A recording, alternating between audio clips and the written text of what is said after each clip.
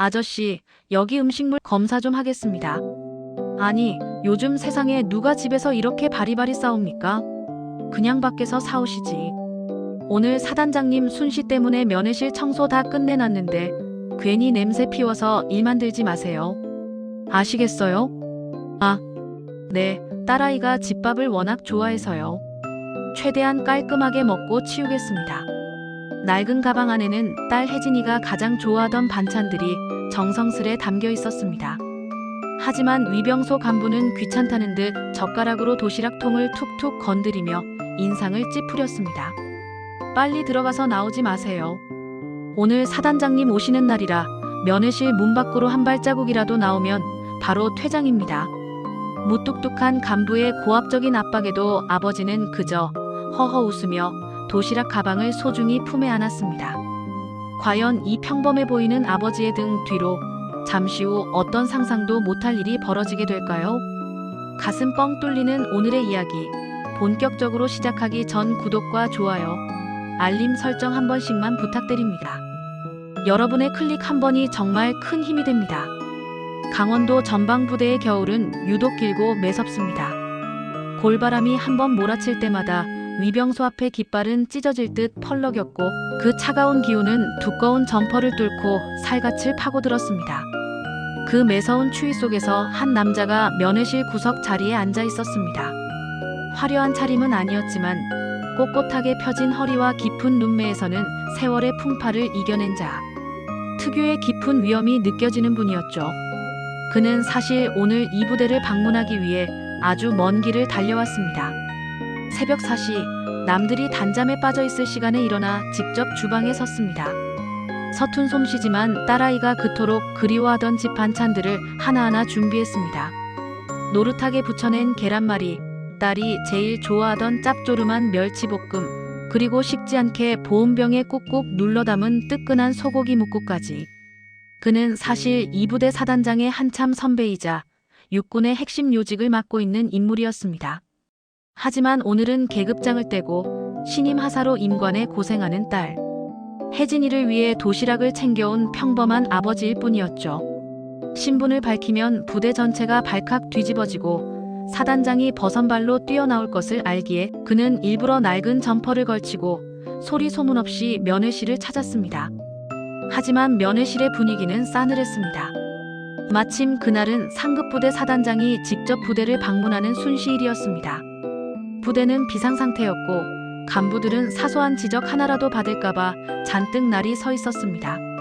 면회실 바닥은 광이 날 정도로 닦여 있었고 위병소 초병들과 당직 사관은 면회객들에게까지 고압적인 자세로 통제를 가하고 있었죠. 아저씨, 거기 앉으실 때 의자 끌지 마세요. 소리 나면 안 됩니다. 음식 꺼내놓으셨으면 빨리 드시고 치우세요. 냄새나면 사단장님 동선에 방해됩니다. 끊임없이 이어지는 간부들의 간섭 속에서도 아버지는 묵묵히 자리를 지켰습니다. 오로지 딸을 만난다는 설렘 하나로 그 모든 무례함을 견뎌내고 있었죠. 아버지는 보온병을 손으로 감싸며 국이 식지 않았는지 연신 확인했습니다. 딸에게 따뜻한 집밥 한 끼를 먹이고 싶은 것이 오늘 그의 유일한 목표였으니까요. 드디어 면회실 문이 열리고 군복 차림의 딸 혜진이가 숨을 헐떡이며 뛰어들어왔습니다. 아버지, 이 먼 데까지 어떻게 오셨어요? 와, 이거 다 집에서 직접 해오신 거예요? 딸의 환한 미소를 보는 순간 새벽부터 음식을 준비하며 쌓였던 피로가 눈 녹듯 사라졌습니다. 아버지는 서둘러 도시락통을 하나씩 펼쳤습니다. 그래, 혜진아. 내가 좋아하는 것들로 좀 챙겨왔다.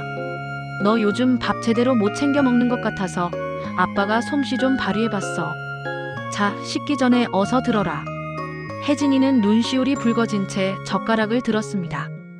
고된 전방 근무 속에서 가장 그리웠던 것은 화려한 외식이 아니라 투박하지만 정성이 담긴 아버지의 손맛이었기 때문입니다. 하지만 부녀가 오순도순 이야기를 나누며 첫 술을 뜨려던 찰나 면회실 문이 거칠게 열리며 당직 사관이 들이닥쳤습니다.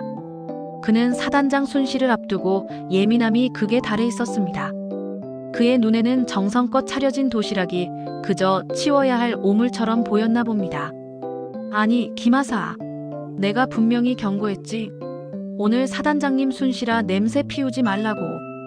지금 면회실 안에 고기 냄새 진동하는 거 안 보여? 사단장님이 여기 지나가시다가 냄새 맡으시면 부대 관리 어떻게 했다고 생각하시겠냐고. 당장 뚜껑 안 닫아.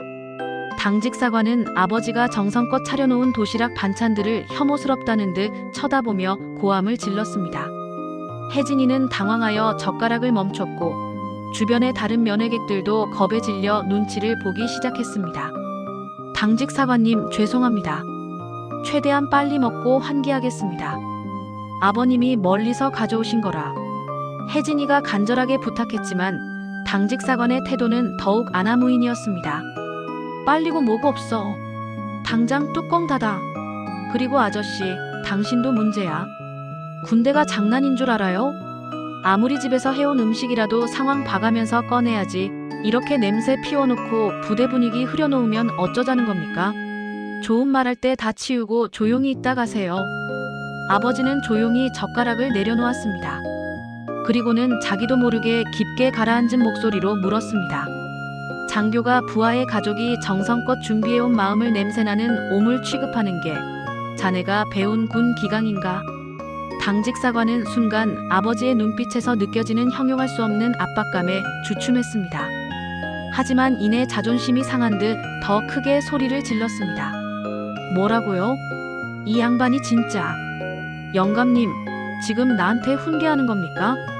여기 제 구역입니다. 자꾸 업무 방해하시면 헌병대 불러서 퇴거 조치하겠습니다. 아버지는 씁쓸한 미소를 지었습니다. 윗사람의 눈치를 살피느라 부하의 명예와 국민의 진심을 짓밟는 것이 작금의 현실인가 싶어 가슴 한구석이 서늘해졌습니다. 아버지는 조용히 도시락 가방을 다시 챙겨 들었습니다. 딸을 보러 온 설레는 마음은 이미 당직 사관의 무례한 언행에 갈기갈기 찢긴 뒤였습니다. 과연 이 면회실에서 벌어진 소란은 어떤 파장을 불러오게 될까요? 윗사람에게 잘 보이려 안달이 난 당직 사관의 과잉 충성은 과연 그가 원하는 대로 사단장에게 점수를 따는 결과로 이어졌을까요? 당직 사관 박중희의 고압적인 목소리가 좁은 면회실의 공기를 날카롭게 찢어발겼습니다.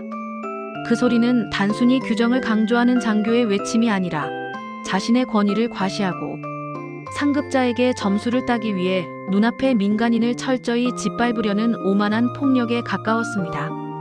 면회실 안은 순식간에 찬물을 끼얹은 듯 정적이 감돌았고 즐겁게 담소를 나누던 다른 면회객들도 혹여나 자기들에게 불똥이 튈까봐 숨을 죽인 채 눈치만 살피기 시작했습니다. 혜진이는 수치심과 미안함에 얼굴이 발갛게 달아오른 채 어쩔 줄 몰라 하며 서 있었습니다. 이제 막 임관하여 군단장인 아버지의 엄격한 가르침 아래 군인은 국민의 공복이라는 신념을 배우며 자라온 그녀에게 현장에서 마주한 선배 장교의 이런 아나무인 격인 태도는 그야말로 커다란 충격이었습니다. 하지만 그녀는 신임 하사라는 자신의 위치 때문에 그리고 무엇보다 자신을 보러 온 아버지에게 더 큰 피해가 갈까봐 입술을 깨물며 고개를 숙일 뿐이었습니다. 당직 사관님, 정말 죄송합니다. 아버지가 새벽 4시부터 저 먹이신다고 멀리서 직접 준비해 오신 음식입니다. 딱 10분만, 아니 5분만 먹고 바로 치우겠습니다. 환기도 제가 책임지고 확실히 하겠습니다. 제발 이번 한 번만 너그럽게 봐주십시오. 혜진이가 간절하게 손을 모으며 빌다시피 부탁했습니다. 그녀의 눈가에는 이미 억울함과 슬픔이 섞인 눈물이 맺혀 있었습니다. 하지만 사단장 순실하는 거대한 이벤트에 눈이 멀어버린 박중희에게 부하 하사의 눈물 따위는 보이지 않았습니다. 그는 오히려 혜진이 앞에 정성스레 놓인 국그릇을 전투화 끝으로 툭 치려는 듯 위협적인 자세를 취하더니 손가락으로 가리키며 쏘아붙였습니다. 김하사, 자네 지금 상황 파악이 안 돼. 오늘 사단장님 오시는 게 장난인 줄 알아. 이 부대 전체가 사단장님 맞이에 총력을 기울이고 있는데 자네는 고작 이 고기 냄새 나는 도시락 때문에 부대 분위기를 망치겠다는 거야. 이 냄새가 복도까지 배면 누가 책임질 거야? 자네가 책임질 거야? 군인이 상급자가 명령을 내리면 예, 알겠습니다 하고 즉각 조치할 것이지. 어디서 자꾸 토를 달고 구질구질하게 굴어. 자네 부모님이 그렇게 가르쳤나? 나라 지키러 왔으면 공과 사는 구분해야지. 어디서 어리광이야. 박중희의 발언은 이제 단순한 통제를 넘어 아버지에 대한 인신공격으로 이어졌습니다. 아버지는 묵묵히 테이블 위에 튄 국물을 휴지로 닦아냈습니다. 평생을 야전에서 보내며 수만 명의 부하를 지휘해온 백전노장의 손이 미세하게 떨렸습니다. 그것은 두려움이 아니라 군대의 기강을 상급자의 비위를 맞추는 수단으로 전락시킨 한 젊은 장교에 대한 깊은 슬픔과 억눌린 분노였습니다. 아버지는 천천히 고개를 들어 박중희를 똑바로 응시했습니다. 그 눈빛은 타오르는 불길 같지는 않았지만 얼음장처럼 차갑고 서늘했습니다. 수십 년간 사선을 넘나들며 생사를 결정짓는 순간들을 버텨온 지휘관만이 뿜어낼 수 있는 형용할 수 없는 압박감이 면회실 공기를 짓누르기 시작했습니다. 주변 면회객들은 물론 옆에 서 있던 초병들조차 원인 모를 위압감에 마른 침을 삼키며 주춤거렸습니다. 박중희라고 했나? 자네 방금 뭐라고 했나? 부모 교육을 들먹였나? 아버님의 나직하지만 묵직한 목소리에 박중희는 순간적으로든 뒤에 소름이 돋는 것을 느꼈습니다. 평범한 중년 남성의 사복 너머로 뿜어져 나오는 그 기운은 자신이 평소 우러러보던 사단장보다도 훨씬 거대하고 엄중했습니다. 하지만 권력의 단맛에 취해 있던 박중희는 그 위압감의 정체를 깨닫지 못했습니다. 오히려 주변 사람들의 시선이 의식되자 자신의 권위가 도전받았다고 생각하며 더 악을 쓰기 시작했습니다. 이 영감님이 이제 갈 때까지 가시네. 그래요. 내가 틀린 말 했습니까? 군대 면회 와서 이렇게 기본도 안 지키고 냄새 피우는 게 민폐라는 거 몰라요? 내 이름 알아서 뭐 하시게요? 어디 상부에 민원이라도 넣으시게. 넣으세요. 나 규정대로 하는 거니까 무서울 거 하나도 없거든. 김하사 뭐해? 당장 뚜껑 안 닫고 아버님 모시고 밖으로 안 나가. 자꾸 업무 방해하면 내가 직접 헌병대 불러서 퇴거 조치 시키기 전에. 박중희의 막말이 이어지는 동안 혜진이는 결국 참았던 눈물을 뚝 떨어뜨리고 말았습니다. 아버지가 새벽부터 정성스레 부쳐낸 노란 계란말이와 따뜻한 소고기 뭇국이 딸의 눈물과 함께 차갑게 식어가는 모습은 차마 눈 뜨고 볼 수 없는 광경이었습니다. 아버지는 딸의 떨리는 손을 가만히 멈추게 했습니다. 그리고는 직접 도시락을 하나하나 정리해 가방에 넣기 시작했습니다. 혜진아, 괜찮다. 아빠가 생각이 짧았구나. 우리 딸 전방에서 고생하는데 따뜻한 밥 한 끼 먹이고 싶어서 온 건데 도리어 너를 이렇게 곤란하게 만들었네. 아빠가 미안하다. 우리 딸 울지 마라. 내 잘못이 아니야. 아버지는 오히려 딸을 다독이며 인자하게 웃어 보였습니다. 하지만 그 미소 뒤에 감춰진 분노는 이미 임계점을 넘어서고 있었습니다. 아버지는 군대의 진정한 힘은 하급자를 존중하고 그들의 헌신에 감사하는 마음에서 나온다고 믿으며 살아온 사람이었습니다. 그런데 오늘 자신이 그토록 사랑하고 헌신해온 군대 조직 내에서 정작 자신의 딸이 이런 무례배 같은 간부에게 인격적으로 짓밟히는 현장을 목도한 것입니다. 박중희는 아버지가 고개를 숙이고 도시락을 싸는 모습이 자신의 위력에 굴복한 것이라 확신했습니다. 그는 승리감에 도취하여 허리에 손을 얹은 채 끝까지 비아냥거리는 것을 멈추지 않았습니다. 그래요, 아저씨. 진작 그렇게 나오셔야지. 김하사도 앞으로 부모님 면회 올 때 단단히 일러둬. 여기가 무슨 동네 공원인 줄 아나 봐. 특히 오늘처럼 높으신 분들 오시는 날엔 행색도 좀 신경 쓰고 오시라고 하던가. 사단장님 지나가시다가 이런 광경 보시면 부대 관리를 어떻게 했다고 생각하시겠어? 박중희가 콧노래를 흥얼거리며 면회실을 나가자 혜진이는 아버지의 품에 얼굴을 묻고 소리 없이 흐느꼈습니다. 아버지, 죄송해요. 제가 힘이 없어서 아버지가 이런 수모를 당하시고 멀리서 오셨는데 식사도 못 하시고. 아버지는 딸의 젖은 어깨를 가만히 쓸어주었습니다. 그의 시선은 면회실 창밖, 사단장 순실을 위해 요란하게 움직이는 지휘관들의 차량에 고정되어 있었습니다. 아니다, 혜진아. 너는 군인으로서 내 할 일을 다 했다. 잘못은 군인의 옷을 입고 군인의 도리를 잊은 저 사람에게 있는 것이지. 잠시만 기다리렴. 아빠가 전화 한 통만 하고 올게.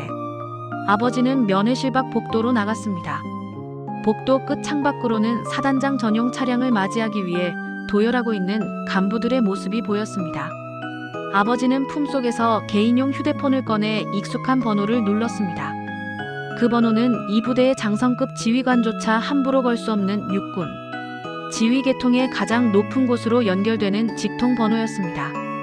면회실 밖 복도는 사단장 순시를 앞두고 지나다니는 간부들의 바쁜 발소리로 가득했습니다. 하지만 그 소란스러움 속에서도 복도 끝 창가에 선 아버지. 주위만큼은 마치 시간이 멈춘 듯 무거운 정적이 감돌았습니다.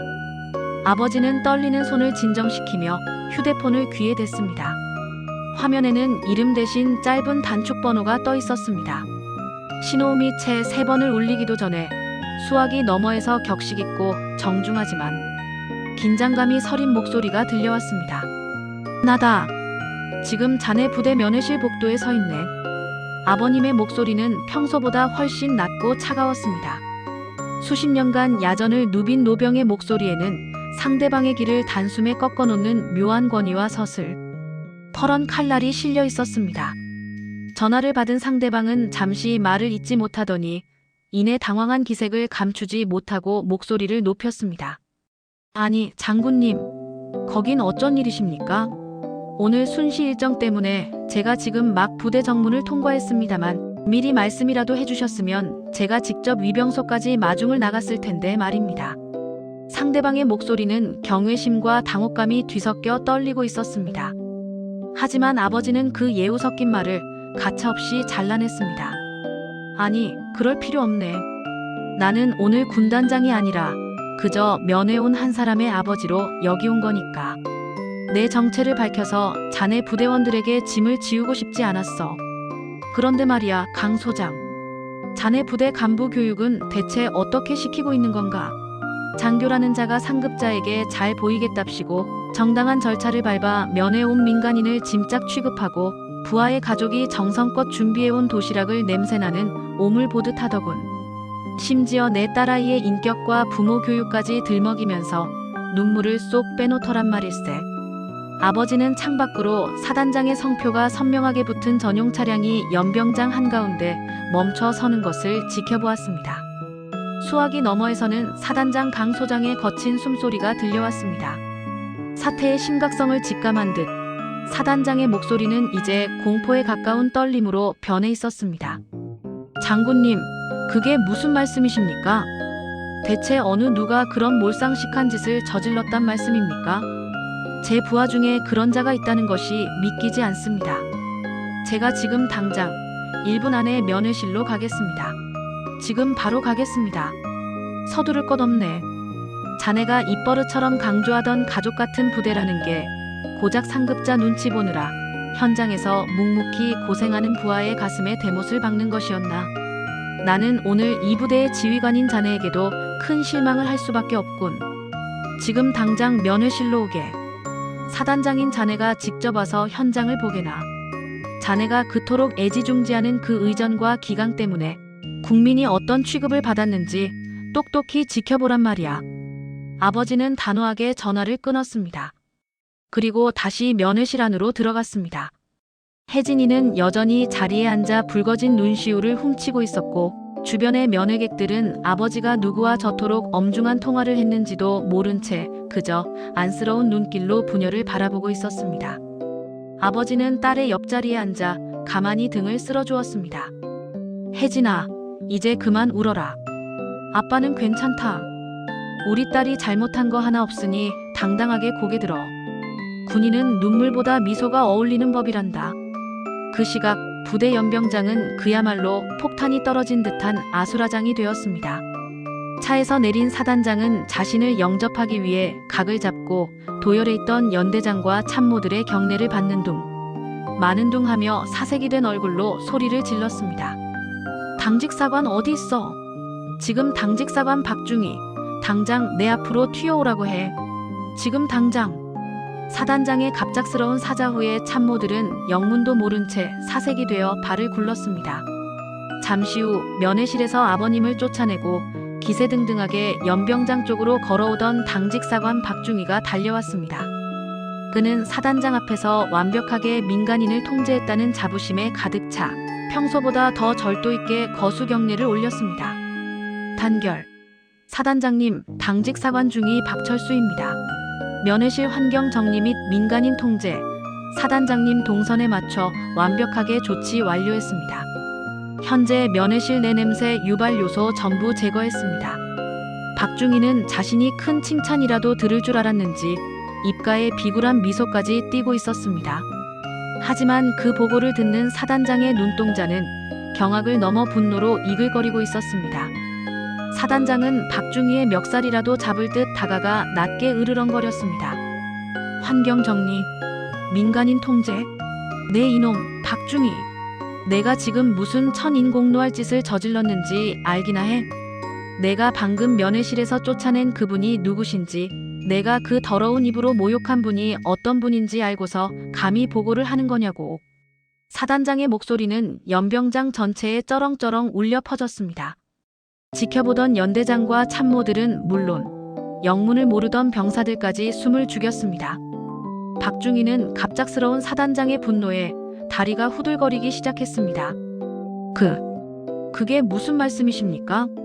저는 그저 사단장님 순시 때 냄새가 나면 안 된다고 하셔서 규정대로 부대격을 떨어뜨리는 민간인을. 입 닥쳐. 내 놈의 그 얄팍하고 추악한 과잉 충성 때문에 우리 부대가, 아니 내 군 생활이 통째로 날아가게 생겼단 말이다. 전 참모 면회실로 집결해. 지금 당장. 사단장은 예우를 갖추려는 참모들을 밀쳐내다시피 하며 면회실을 향해 전력 질주하기 시작했습니다.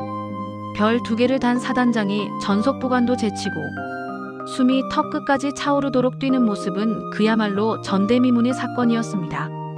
그 뒤를 연대장, 대대장, 그리고 사색이 된 당직사관 박중희가 죽을 힘을 다해 쫓았습니다. 면회실 복도에는 수십 명의 지휘관들이 내뿜는 다급한 군합발 소리가 요란하게 울려 퍼졌습니다. 면회객들은 창밖으로 보이는 이 믿기지 않는 광경에 웅성거리기 시작했습니다. 무슨 일이야? 사단장이 왜 저렇게 뛰어와? 과연 면회실 문이 거칠게 열리는 순간 그곳에서 딸의 눈물을 닦아주고 있던 낡은 점퍼의 아버지를 마주하게 된 사단장은 어떤 행동을 취하게 될까요? 그리고 자신의 승진, 가도가 열릴 줄 알았던 박중희 앞에는 어떤 지옥 같은 현실이 기다리고 있을까요? 부대의 모든 시선이 이제 면회실이라는 좁은 공간으로 쏠리고 있었습니다. 면회실 안의 공기는 여전히 무겁고 차가웠습니다. 혜진이는 아버지의 품에 기대어 잦아드는 울음을 삼키고 있었고, 아버지는 그런 딸의 어깨를 토닥이며 말없이 창밖을 응시하고 있었죠. 주변에 앉아있던 다른 면회객들은 아까 전 당직사관의 서슬 퍼런 행패에 겁을 먹은 듯 부녀를 안쓰럽게 쳐다보면서도 선뜻 다가와 위로의 말을 건네지 못했습니다. 그저 요즘 군대가 좋아졌다더니 다 거짓말이네.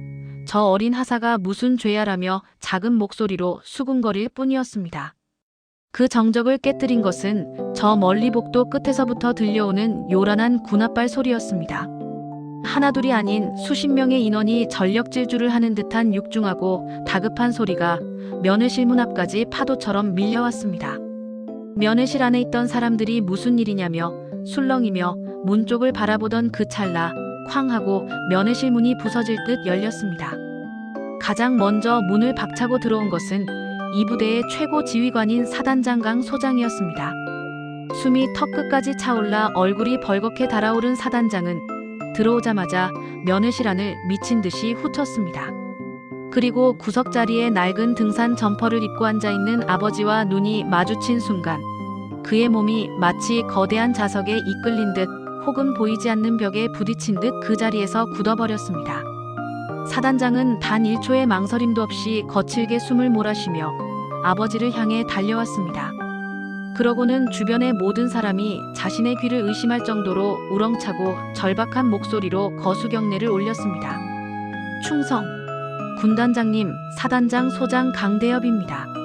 제가 부대 관리를 소홀히 하여 장군님께 감히 상상도 못할 누를 끼쳤습니다. 죽을 죄를 지었습니다. 사단장의 사자우 같은 보고가 좁은 면회실 벽을 때리고 천장까지 울려 퍼졌습니다. 그 뒤를 따라 들어오던 연대장과 대대장들 역시 사색이 된 얼굴로 일제히 아버지를 향해 90도로 허리를 꺾었습니다. 면회시라는 순식간에 시간이 멈춘 정지 화면처럼 굳어버렸습니다. 아버지를 낡은 점퍼 입은 노인 취급하며 비아냥거리던 주변 면회객들은 입을 벌린 채 석상처럼 굳었고, 무엇보다 아버지를 문 밖으로 내쫓으려 했던 당직사관 박중희는 아예 다리에 힘이 풀려 문설주를 붙잡고 바닥에 주저앉아 버렸습니다. 군단장님, 저분이 군단장님이라고. 박중희의 입술이 경련하듯 파르르 떨렸습니다. 자기가 방금 전까지 수준 운운하며 모욕하고 정성 가득한 도시락을 냄새나는 오물 취급하며 내팽개치려 했던 상대가 누구인지 그제야 깨달은 것입니다. 사단장조차 이름만 들어도 벌벌 떨며 각을 잡아야 하는 이 지역 육군 지휘권의 정점, 군단장 중장이라는 사실이 도무지 현실로 믿기지 않았습니다. 자신의 승진 가도가 열릴 줄 알았던 오만한 과잉 충성이 사실은 자신의 목을 겨눈 칼날이었다는 사실에 박중희의 앞날은 캄캄한 어둠 속으로 추락했습니다.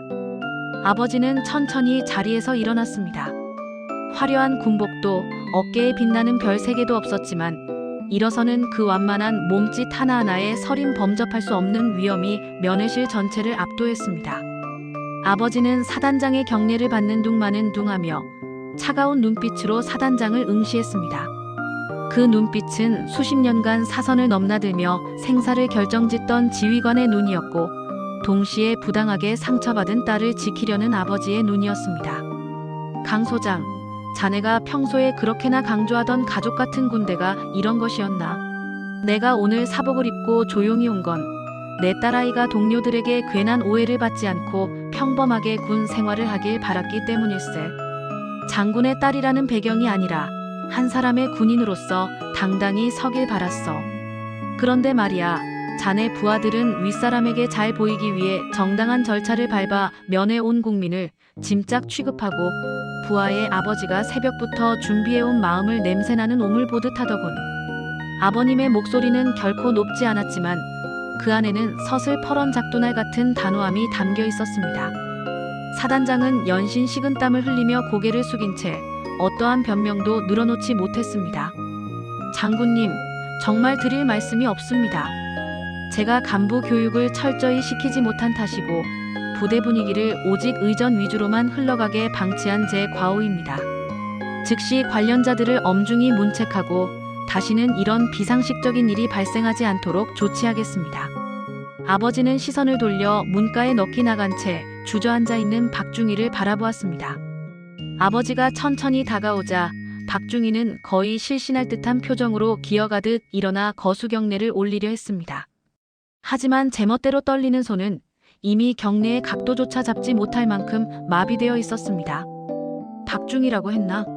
자네는 아까 내게 군 기강을 운운했지. 그런데 자네가 말하는 기강이 상급자 순시 동선을 확보하기 위해 면회 온 부모의 가슴에 대못을 박는 것이었나? 군인의 명예는 빳빳하게 다려진 군복이나 윗사람에게 올리는 비굴한 충성에서 나오는 것이 아니라 자네가 지켜야 할 사람들을 대하는 태도와 진심에서 나오는 법이네. 자네가 내 딸에게 했던 말, 부모 수준 보면 자식군 생활 답 나온다고 했지. 오늘 자네가 보여준 그 오만함과 비겁함이 과연 자네가 그토록 자랑스러워하던 장교의 수준인지 스스로 돌아보게나. 아버지는 박중희의 어깨에 가만히 손을 올렸습니다. 박중희는 그 손길에 온몸을 사시나무 떨듯 떨며 눈물조차 흘리지 못했습니다. 강 소장, 이 장교에 대해서는 규정대로 처리하게. 군의 명예를 실추시키고 부하의 인격을 짓밟은 자에게 더 이상 지휘봉을 맡길 수는 없으니까. 부대 관리는 사람의 마음을 얻는 것에서 시작한다는 걸 잊지 말게. 사단장은 칼 같은 목소리로 대답했습니다. 예, 알겠습니다. 즉시 보직 해임 후 징계위원회에 회부하여 엄중 문책하겠습니다. 그 소리와 함께 박중희는 그대로 바닥에 고꾸라졌습니다. 자신의 승진 가도를 열어줄 줄 알았던 그 비뚤어진 충성심이 도리어 자신의 군 인생을 가장 비참하게 끝장내는 사형 선고가 되어 돌아온 것입니다. 아버지는 다시 딸 혜진이를 돌아보았습니다. 어느새 눈물을 닦고 늠름하게 서서 아버지를 바라보는 딸의 모습에 아버지는 비로소 부드러운 미소를 지었습니다. 아버지는 바닥에 튄 국물을 다시 한번 정성껏 닦아내고는 딸의 거친 손을 꼭 잡았습니다. 혜진아, 밥 먹자. 아빠가 해온 도시락, 식으면 정말 맛없다. 사단장을 비롯한 수십 명의 지휘관이 면회실 안팎에 도열에 숨죽이고 지켜보는 가운데 아버지는 딸과 함께 다시 자리에 앉았습니다. 대한민국 육군의 실세 장군과 신임 하사딸이 낡은 면회실 벤치에 앉아 식어버린 계란말이를 나눠 먹는 풍경. 그 기묘하고도 묵직한 광경은 면회실에 있던 모든 사람의 가슴에 지워지지 않는 낙인처럼 새겨졌습니다. 사단장을 비롯한 수십 명의 간부가 면회실 안팎에서 마네킹처럼 굳어있는 가운데 아버지는 아무 일도 없었다는 듯 다시 자리에 앉았습니다. 혜진이는 여전히 얼떨떨한 표정이었지만 아버지가 건네준 젓가락을 들고 식어버린 계란말이를 한 입 베어 물었습니다.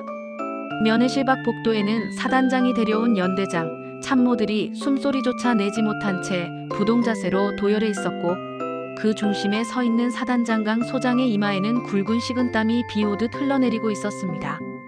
아버지는 딸의 입에 반찬을 얹어주며 나지막이 물었습니다. 혜진아, 짜지는 않느냐? 내 엄마가 너 먹인다고 새벽부터 얼마나 유난을 떨었는지 모른다. 아버님의 목소리는 다시 평범한 중년 가장의 그것으로 돌아와 있었지만 그 평화로운 대화 소리가 면회실에 있는 지휘관들에게는 그 어떤 호통보다도 무겁게 내리꽂혔습니다.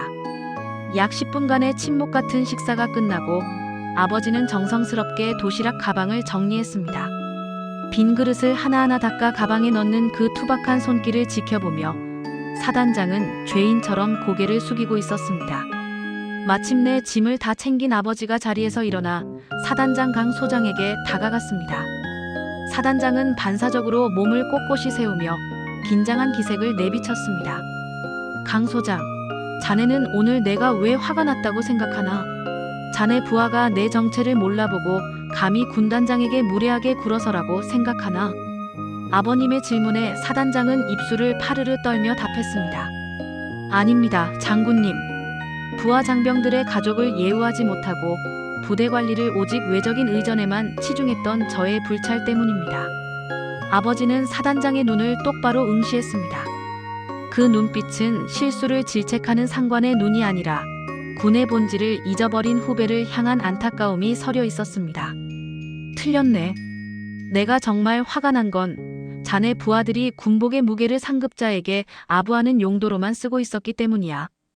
군인이 입은 군복은 국민을 보호하고 부하를 아끼라고 국가가 빌려준 것이지 힘없는 민간인을 억압하고 제 부하의 가슴에 상처를 주라고 준 것이 아니란 말일세.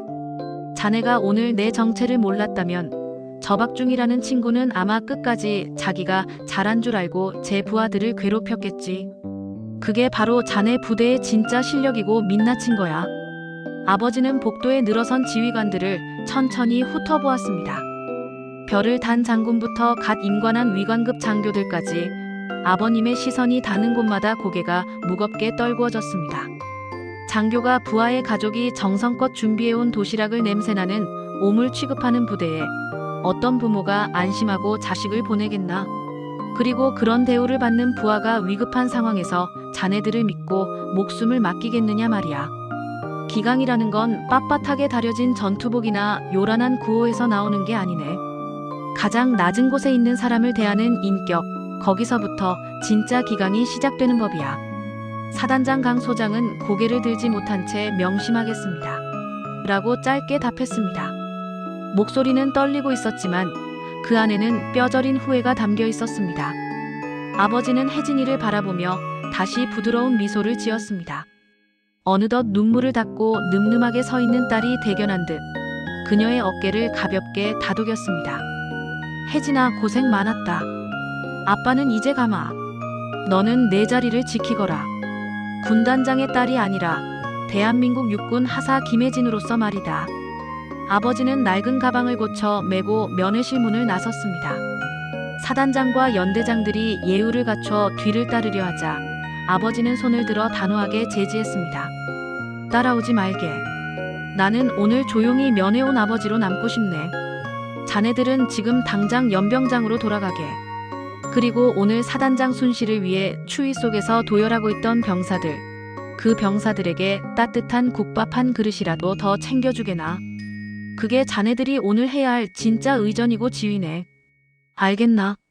아버님의 마지막 명령에 사단장은 면회실 복도가 떠나갈 듯 구호를 외쳤습니다. 단결. 알겠습니다. 연병장에 모여있던 장병들은 면회실 쪽에서 들려오는 사단장의 우렁찬 목소리에 영문도 모른 채 긴장했지만 아버지는 유유히 위병소를 향해 걸어갔습니다. 아버지가 위병소를 통과해 멀어지는 뒷모습을 보며 사단장 강 소장은 한동안 거수경례를 풀지 못했습니다. 그의 등 뒤로 사색이 되어 바닥에 주저앉아 있는 박중희의 모습이 보였습니다. 이제 부대에는 군단장이 남기고 간 묵직한 가르침과 함께 그동안 묵인되어 왔던 잘못된 관행들을 도려내 거대한 변화의 바람이 불어닥칠 준비를 하고 있었습니다. 과연 이 사건 이후 부당한 권력을 휘둘렀던 박중희와 지휘 책임을 면치 못한 간부들은 어떤 운명을 맞이하게 될까요? 그리고 아버님의 일침은 육군 전체에 어떤 파장을 불러일으켰을까요? 이야기는 이제 진정한 참교육의 결말을 향해 달려가고 있었습니다. 아버지가 위병소를 빠져나가고 정문 너머로 자취를 감춘 뒤에도 면회실 주변은 한동안 기괴할 정도의 정적이 감돌았습니다. 사단장 강 소장은 아버지가 사라진 방향을 향해 올렸던 거수경례를 천천히 내렸습니다. 하지만 그의 손끝은 여전히 미세하게 떨리고 있었고 굳게 담은 입술 사이로 터져나온 한숨은 차가운 겨울 공기 속에서 하얗게 흩어졌습니다. 그는 천천히 몸을 돌려 문가에 넋이 나간 채 주저앉아 있는 박중희를 내려다보았습니다. 조금 전까지만 해도 사단장의 의전을 완벽하게 수행했다며 의기양양하게 미소 짓던 그 젊은 장교의 얼굴에는 이제 죽음 같은 참백함만이 감돌고 있었습니다. 박중희는 사단장과 시선이 마주치자마자 바닥을 기어 사단장의 전투화 앞까지 다가갔습니다. 사단장님, 살려주십시오. 저는 정말 몰랐습니다. 그저 사단장님 순시때 한 점의 오점도 남기지 않으려고 규정대로 민간인을 통제하려던 것뿐이었습니다. 김하사의 아버님인 줄은 정말 꿈에도 몰랐습니다. 박중희의 목소리는 비굴하게 갈라져 있었습니다. 하지만 그 간절한 애원에도 사단장의 눈빛은 얼음장보다 차가웠습니다. 사단장은 박중희의 변명을 들으면 들을수록 조금 전 군단장이 자신에게 던졌던 진짜 기강이 무엇인가에 대한 일침이 심장을 찌르는 것 같았습니다. 박중희, 너는 아직도 내가 뭘 잘못했는지 모르는구나. 내가 쫓아낸 사람이 군단장님이라서 문제가 된 거라고 생각하나? 아니, 내가 쫓아낸 건 우리 군을 믿고 자식을 보낸 국민이었고 내가 짓밟은 건 내가 목숨 바쳐 지켜야 할 부하의 존엄성이었어. 내 놈 같은 자에게 지휘봉을 맡긴 내가 한심해서 견딜 수가 없다. 사단장은 옆에 서 있던 인사참모를 향해 매서운 눈빛을 보냈습니다. 인사참모 들었나? 박중희, 이 시간부로 모든 보직에서 해임한다. 즉시 무장 해제하고 사단 본부 헌병대로 압송해.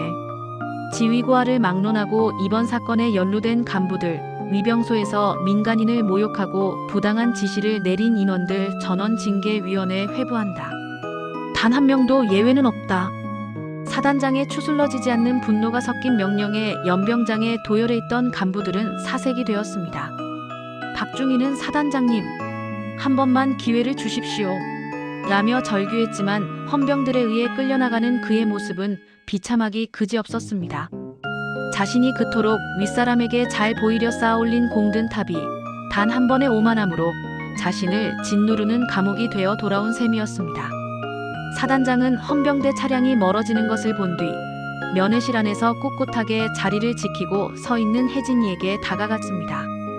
혜진이는 경직된 자세로 거수경례를 올렸습니다. 사단장은 그녀의 경례를 정중하게 받아준 뒤 혜진이의 어깨를 조심스럽게 다독였습니다. 김하사, 정말 미안하네.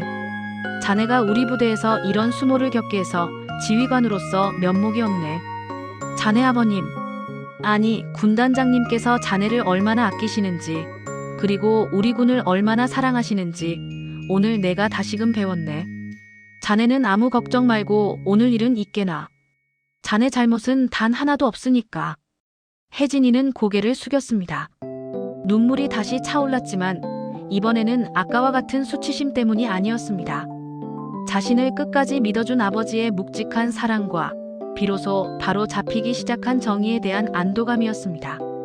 혜진이는 나지막하지만 단호하게 대답했습니다. 아닙니다, 사단장님. 저 역시 하사로서 부대 분위기를 더 세심하게 살피지 못한 책임이 있습니다. 장군님의 딸이 아니라 이 부대의 일원으로서 앞으로 제 역할을 다하겠습니다.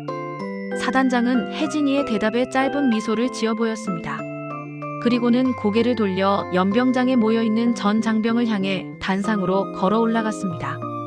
원래 예정되어 있던 순시 시나리오는 이미 쓰레기통에 들어간 지 오래였습니다. 사단장은 준비된 원고를 옆으로 밀어놓고 마이크 앞에 섰습니다. 전 장병 주모. 오늘 나는 이곳에 여러분의 훈련 상태를 점검하고 의전을 받으러 온 것이 아니다. 오늘 나는 우리 부대의 가장 부끄러운 민낯을 보았다. 상급자에게 잘 보이기 위해 국민을 무시하고 부하의 가족을 멸시하는 자는 군복을 입을 자격이 없다. 오늘부로 우리 부대의 모든 형식적인 의전은 폐지한다. 병사들이 쉬어야 할 시간에 청소하고 면회객들을 통제하며 보여주기식 행정으로 일관하는 모든 관행을 뿌리 뽑겠다. 우리 부대의 주인이 누구인지, 장교가 보호해야 할 대상이 누구인지 오늘 이 시간 이후로 가슴 깊이 새기길 바란다. 사단장의 사자후가 연병장 전체에 쩌렁쩌렁 울려 퍼졌습니다. 그동안 간부들의 눈치를 보며 숨죽여 지내던 병사들의 눈빛이 흔들리기 시작했습니다. 그것은 두려움이 아니라 무언가 본질적인 변화가 시작되었다는 것에 대한 기대감 섞인 떨림이었습니다. 한편 사단 헌병대 조사실에 갇힌 박중희는 차가운 책상 앞에 앉아 자신이 작성한 경위서를 몇 번이고 고쳐 쓰고 있었습니다.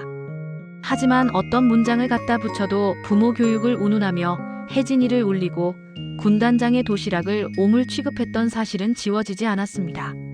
징계위원회 결과가 나오기도 전부터 부대 내에는 이미 박중희의 만행이 파다하게 퍼졌고 평소 그에게 무시당하던 하급자들과 병사들의 증언이 본물 터지듯 쏟아져 나오기 시작했습니다. 그가 그토록 갈망하던 별을 단 상급자의 눈에 들기 위해 저지른 행동이 정작 그 별의 주인인 군단장의 심장을 찌르는 화살이 되었다는 소문은 전군으로 퍼져나갔습니다.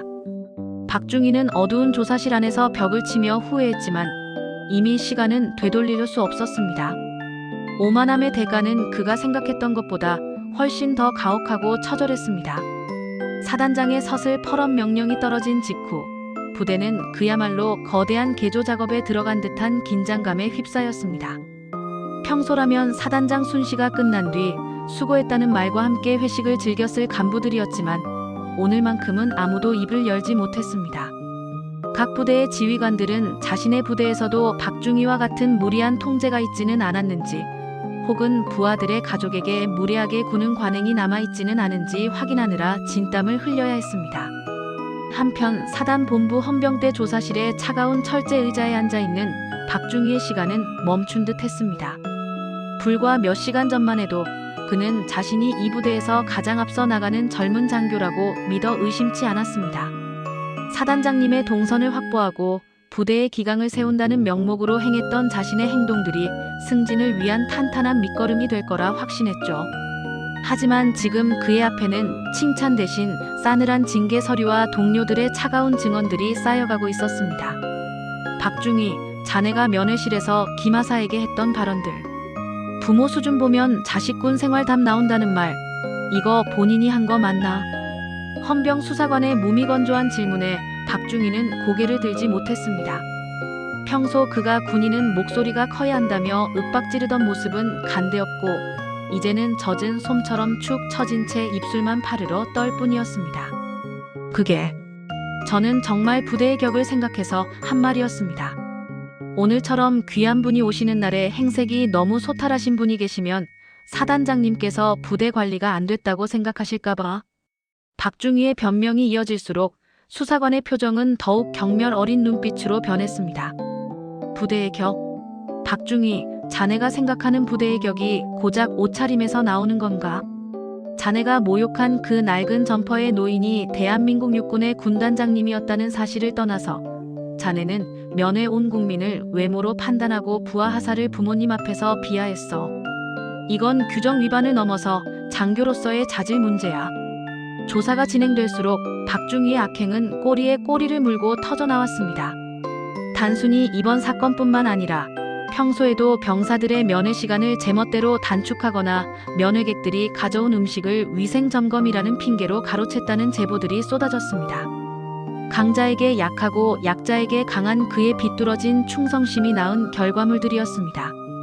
같은 시간 면회실에 남아있던 혜진이는 사단장의 배려로 잠시 휴게실에서 안정을 취하고 있었습니다. 그녀의 책상 위에는 동료 간부들이 슬그머니 놓아두고 간 따뜻한 캔커피와 간식들이 놓여 있었지만 혜진이는 그것들에 손을 댈 수가 없었습니다. 아버지가 정성껏 싸우셨던, 그러나 끝내 다 먹지 못하고 차갑게 식어 가방에 담겼던 그 도시락만이 머릿속을 맴돌았습니다. 김하사, 괜찮아. 동기인 이 하사가 조심스럽게 다가와 말을 걸었습니다. 혜진이는 억지로 미소를 지으며 고개를 끄덕였습니다. 응, 괜찮아. 그냥 아빠한테 너무 미안해서. 나 때문에 그런 소리까지 들으시고. 무슨 소리야? 오히려 군단장님 덕분에 우리 부대 알터니가 빠진 기분이야. 박중희 그 사람, 평소에도 얼마나 유난이었는데.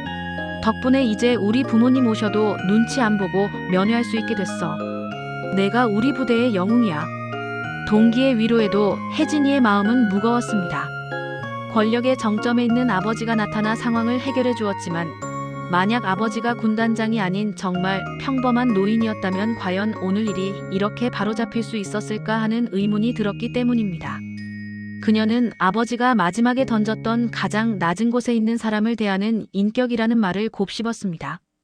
이 사건의 파장은 부대 울타리를 넘어 육군 전체로 퍼져나갔습니다. 군단장은 부대로 돌아가자마자 전 군단 지휘관 회의를 소집했습니다. 화려한 정복을 입고 단상에 선 아버님의 모습은 면회실에서의 소탈한 모습과는 딴판이었지만 그 눈빛만큼은 여전히 차갑고 매서웠습니다. 오늘 나는 내 딸의 면회를 갔다가 장교가 부하의 가족을 어떻게 대하는지 똑똑히 보고 왔다. 상급자의 구두굽을 닦는 데는 100점인 자들이 제 부하의 눈물을 닦아주는 데는 0점이더군. 지휘관들이 의전에 목을 매는 동안 현장에서 병사들과 소통해야 할 초급 간부들은 오만과 독선에 빠져 있었다. 나는 이런 자들에게 내 부하들의 생명을 맡길 수 없다. 군단장의 목소리가 회의실에 웅장하게 울려 퍼졌습니다. 회의실에 모인 수십 명의 별과 무궁화들이 숨을 죽였습니다. 앞으로 우리 군단 내에서 보여주기식 의전이나 면회객 통제 행위가 단 한 건이라도 적발될 시 해당 부대 지휘관에게 즉각 책임을 묻겠다. 장교의 권위는 부하의 존경에서 나오는 것이지 어깨의 계급장에서 나오는 것이 아님을 명심하라. 회의가 끝나고 며칠 뒤 박중희에 대한 최종 판결이 내려졌습니다. 그는 보직 해임과 함께 중징계를 받았고 사실상 군에서의 미래는 완전히 끊어지게 되었습니다.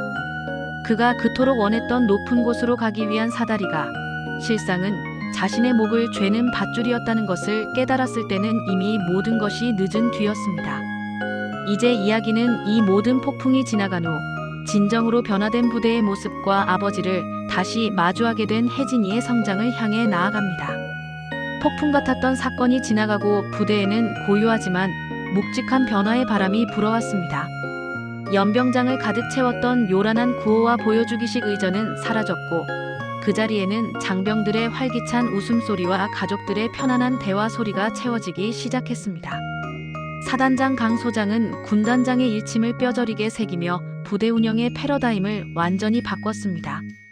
이제 이 부대에서 면회객은 치워야 할 짐이 아니라 국가를 위해 헌신하는 장병을 응원하는 가장 귀한 손님으로 대접받게 되었습니다. 사건의 중심에 있었던 박중희는 결국 불명예스러운 꼬리표를 단 채 군복을 벗었습니다. 그가 떠난 자리에는 그가 그토록 무시했던 낮은 목소리들이 모여 새로운 기강을 세워나갔죠. 혜진이는 그날 이후 더욱 늠름한 군인으로 성장했습니다.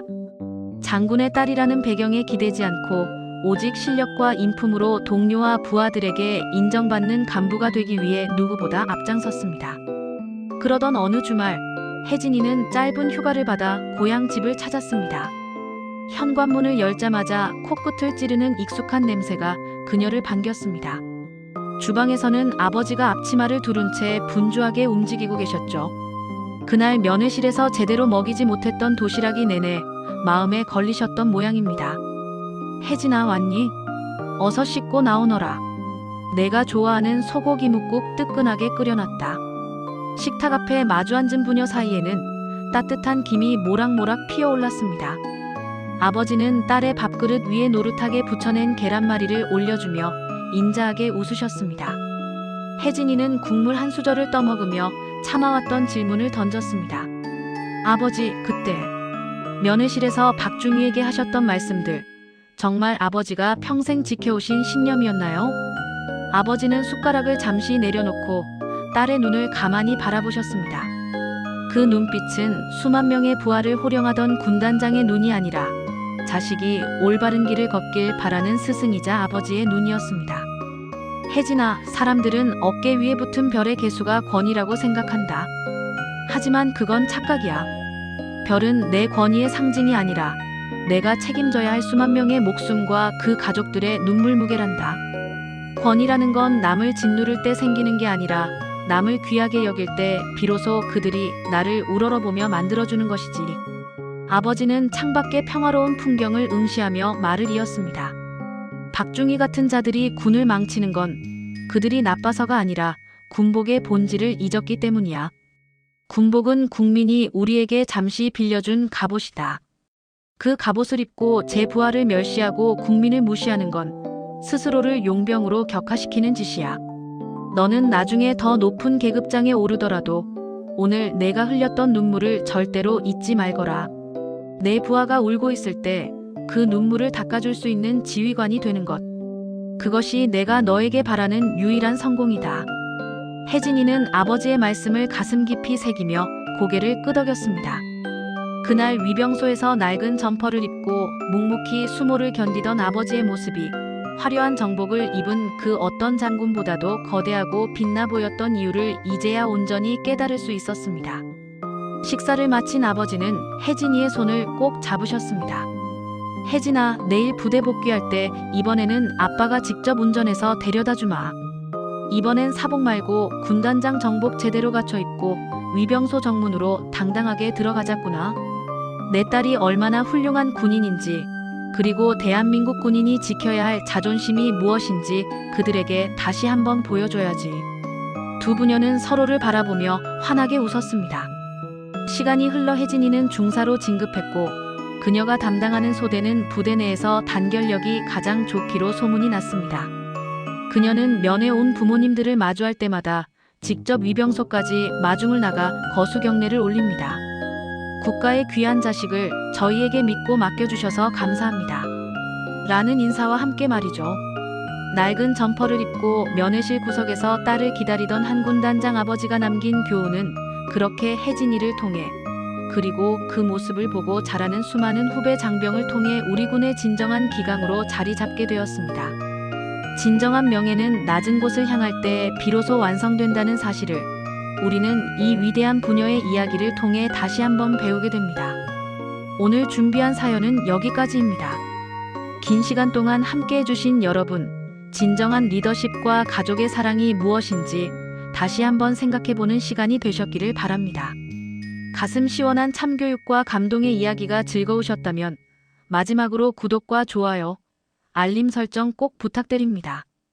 여러분의 클릭 한 번이 더 좋은 이야기를 만드는 큰 힘이 됩니다. 지금까지 시청해주셔서 감사합니다.